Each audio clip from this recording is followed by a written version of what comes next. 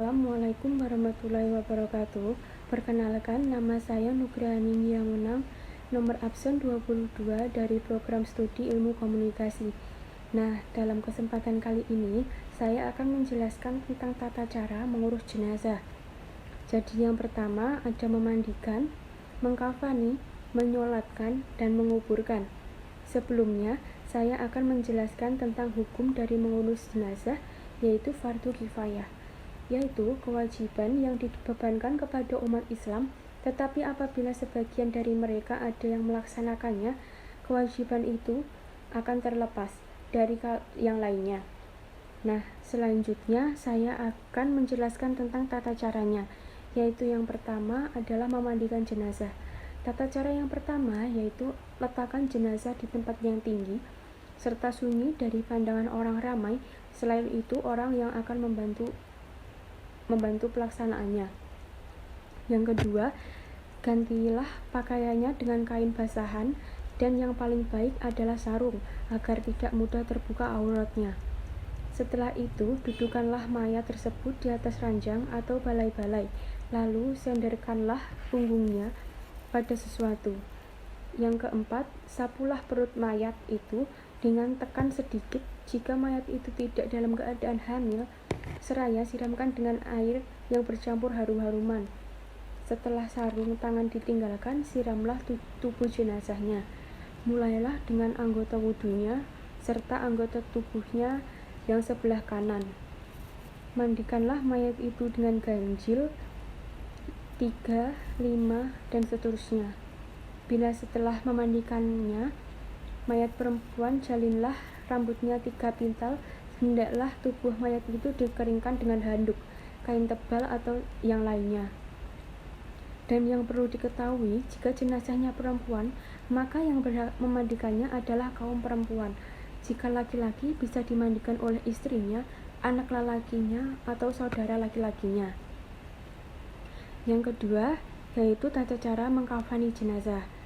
Yang pertama, kain kafan hendaklah diambil dari pokok harta peninggalan mayat tersebut. Sekiranya dia hanya memiliki sehelai kain, maka hendaklah dikafani dengan kainnya itu. Yang kedua, mengkafani mayat dengan baik adalah yang dianjurkan. Dan sebagus-bagusnya kain kafan adalah yang berwarna putih. Kain kafan itu hendaklah sekurang-kurangnya sehelai kain yang menutupi seluruh tubuh, lebih-lebih auratnya. Kafan yang baik adalah 3 helai untuk jenazah laki-laki dan 5 helai untuk jenazah perempuan. Mengenakan harum-harum seperti cendana, katsuri, dan lain-lain. Terhadap orang yang meninggal dalam keadaan ihram, hendaklah dikafankan sebagaimana pakaiannya sewaktu ihram. Tidak ditutup badannya dan tidak pula dikenakan harum-haruman. Lalu yang terakhir, tidak berlebih-lebihan dalam mengkafankan mayat. Sebelumnya kita harus mengetahui syarat menunaikan sholat jenazah adalah sama dengan yang lain, yaitu yang pertama suci badan, pakaian, dan tempat sholat dan dari hadas atau najis. Yang kedua, menghadap kiblat. Yang ketiga, menutup aurat. Lalu kita akan mengetahui cara melaksanakannya dengan cara sholat jenazah cukup dilakukan dengan berdiri tegak dengan takbir 3 kali dan mengangkat kedua tangan. Yang takbir pertama membaca Al-Fatihah dan sholawat Nabi dengan niat ikhlas karena Allah. Takbir kedua membaca doa Allahumma gfirlahu warhamhu wafihi wa'afuhu anhu. Lalu takbir yang ketiga membaca Allahumma fikriliyana wa mayintina wa sakirina wa kabirina wa zakirina wa usana wa syahidina wa kanabibina. Allahumma man atiyahu min fa'ayihi alal islami yama tawafaituhu mina fatawfahu alal imani. Allahumma la tarhima ajrahu wa la tudillilana ba'dahu. Dan yang keempat membaca doa diteruskan salam. Dan yang terakhir, kita akan membahas tata cara menguburkan jenazah.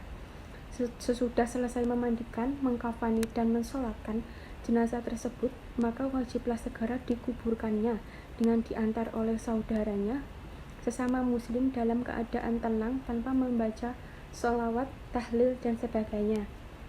Orang yang berkendara hendaklah mengikuti di belakang jenazah, dan orang yang berjalan kaki boleh berjalan di mana saja yang dikehendakinya.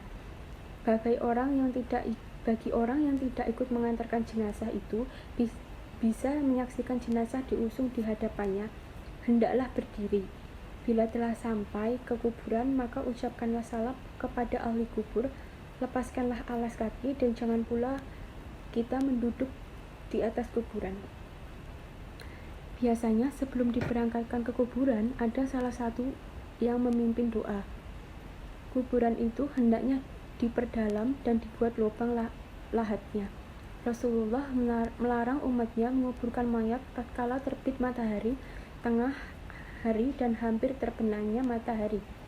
Bila telah sampai di kuburan, masukkanlah mayat tersebut dari arah kaki kubur, dan hendaklah 2 atau 3 orang yang turun ke dalam kubur untuk meletakkan mayat itu. Dan dianjurkan pula bahwa yang akan turun meletakkannya adalah orang yang tidak menggauli istrinya pada malam hari sebelumnya. Hadapkanlah mayat itu ke kiblat dan menurunkannya pada sahabat bahwa di waktu itu menguburkan mayat perempuan hendaklah ditutupi atasnya dengan kain dan lain sebagainya. Meletakkan batu di atas kubur sebagai tanda agar tidak diinjak-injak dan diduduki orang adalah menurut sunnah Rasulullah SAW. Itu dia penjelasan tata cara jenazah. Sekian dari saya. Wassalamualaikum warahmatullahi wabarakatuh.